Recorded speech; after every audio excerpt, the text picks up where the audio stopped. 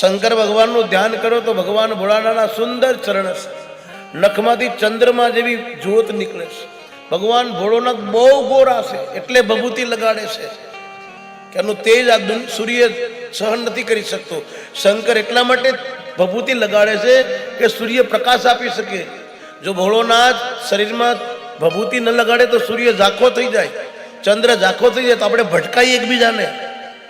શંકર એટલા બધા ગોરા એટલે ભભૂતિ લગાડે છે. એના સુંદર ચરણ છે, પીળું પિતાંબર પહેર્યું છે, ઉપર બાગંબર છે, સુંદર નાભી છે, ચોડી સાતી છે, અગ્ન પવિત્ર એટલે જનોઈ પહેરી છે, સર્પમાલા છે, રુદ્રાક્ષ માલા છે, લીલા રંગનો કંઠ ચમકે છે, કાનમાં કુંડળ છે, ત્રિપુંડ ધાર્યું છે, માથે ચંદ્રમા ને ગંગા છે, એક હાથમાં ત્રિશુલ છે, એક હાથથી તમને મને આશીર્વાદ આપે છે.